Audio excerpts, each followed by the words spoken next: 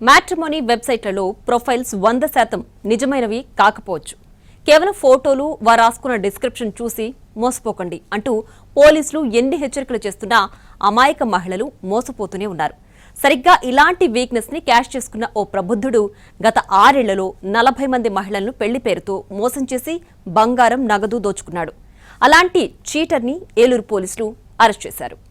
ఇక్కడ చూడండి, ఈ ఫోటోలో ఉన్న వ్యక్తి పేరు వక్కలగడ్డ సాంబశివరావు. గుంటూరు జిల్లా పాండురంగనగర్ అతని స్వస్థలం.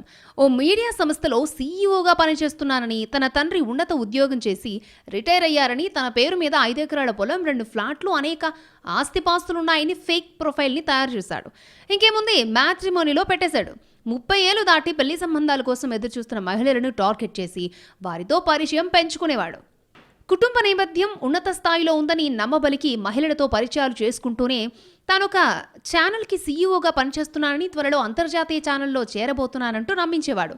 పెళ్లి చేసుకుంటానని వారి వద్ద ఉండే నగదు, బంగారం దోచుకోవడం అలవాటుగా చేసుకున్నాడు. ఈ కేటుగాడి వ్యవహారం తెలియని అనేక మంది మహిళలు అతని ట్రాప్లో చిక్కుకున్నారు. తన మోసం గురించి అవతల వారికి తెలియకుండా అనేక సిమ్ కార్డులు వాడేవాడు. ఉన్నతమైన స్థానంలో ఉన్నట్టుగా చూపించేందుకు రోల్డ్ గోల్డ్ ఆభరణాలు, కొత్త బట్టలు ఎక్కువగా ఉపయోగించేవాడు. 2020 నుంచి దాదాపు 40 మందిని ఇప్పటి వరకు మోసం చేసిన సాంబశివరావు పాపం పండిందే. ముదినేపల్లి మండలానికి చెందిన మహిళ ఫిర్యాదుతో నకిలీ సీఈఓ వ్యవహారం వెలుగులోకొచ్చింది. రంగంలోకి దిగిన ఏలూరు జిల్లా పోలీసులు అతన్ని అరెస్ట్ చేశారు. నిందితుడి వద్ద నుంచి సుమారు 8 కాసుల బంగారు ఆభరణాలు, 6 సెల్ ఫోన్లు, 10 సిమ్ కార్డులు, 4 బ్యాంకు పాస్బుక్లు, 9 ఏటీఎం కార్డులు, రోల్డ్ గోల్డ్ ఆభరణాలు, వివిధ దుస్తులు, అలాగే నేరాలకు వినియోగించిన మారుతి సుజుకి బెలోనో కారును స్వాధీనం చేసుకున్నారు. ఏలూరుకు చెందిన ఓ బాధితురాల వద్ద 1 లక్ష నగదు, 10 కాసుల బంగారం కాజేసినట్టుగా గుర్తించారు. తెలంగాణలోని కోదాడ, జంగారెడ్డిగూడెం, పరవాడ ప్రాంతాలకు చెందిన మహిళలను కూడా ఇదే తరహాలో మోసం చేసినట్లుగా చెబుతున్నారు పోలీసులు. యువతులు ఉంటారు, పెళ్లి కాని వాళ్ళు, డివోర్స్ అయిన వాళ్ళు, వాళ్ళందరినీ మోసం చేసి వాళ్ళ దగ్గర నుంచి డబ్బులు గుంజుకోవడము, వాళ్ళ దగ్గర డబ్బులు అయిపోయినాక వాళ్ళ దగ్గర నుంచి సిమ్ కార్డ్ డిస్కనెక్ట్ చేసేసి వెళ్ళిపోవడము, అలా చేస్తున్నారు. మన దగ్గరకు ఒక కంప్లైంట్ అలాంటివి వచ్చింది.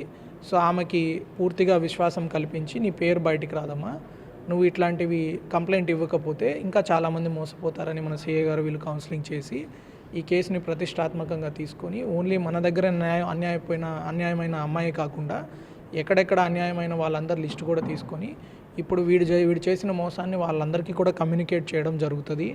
అంతేకాకుండా వాడు ఈ నేరానికి ఉపయోగించిన సిమ్ కార్డ్స్, ఏటీఎం కార్డ్స్, వాడు మన దగ్గర విక్టిమ్ దగ్గర కొట్టేసిన బంగారము, ఇట్లాంటివన్నీ కూడా సీజ్ చేయడం జరిగింది. మ్యాట్రిమోనీల ద్వారా సంబంధాలు మాట్లాడే సమయంలో ఆడపిల్లల తరపు వారు అనేక జాగ్రత్తలు తీసుకోవాలని, సంబంధం మాట్లాడే ముందు ఆ వ్యక్తి చెప్పిన ఆఫీస్, ఇల్లు, వారి కుటుంబ సభ్యుల వివరాలను స్వయంగా లేదా తెలిసిన ద్వారా వెరిఫై చేసుకోవడం చాలా ముఖ్యమని పోలీసులు స్పష్టం చేస్తున్నారు. పెళ్లి కాకముందే కేవలం ఫోన్ మాటలు నమ్మి ఎలాంటి పరిస్థితుల్లోనూ రూపాయి కూడా అవతల వారికి ట్రాన్స్ఫర్ చేయొద్దని తెలిపారు. ఎంతటి అత్యవసర పరిస్థితి అని చెప్పినా సరే డబ్బు విషయంలో కఠినంగా ఉండాలని స్పష్టం చేస్తున్నారు. మ్యాట్రిమోనీలో అయినా ఆధార్ కార్డ్, పాన్ కార్డ్ లేదా ఆఫీస్ ఐడి కార్డు వంటివి గుర్తింపు కార్డులను అడిగి తీసుకోవాలని, వాటిని కూడా వీలైతే ఆన్లైన్లో క్రాస్ చెక్ చేసుకోవడం మంచిదని పోలీసులు సూచిస్తున్నారు. సంబంధం కుదిరిన వెంటనే అతి తక్కువ రోజుల్లోనే పెళ్లి చేసుకోవాలని వ్యక్తి ఒత్తిడి తెస్తుంటే ఖచ్చితంగా అనుమానించాల్సిందేనని అంటున్నారు.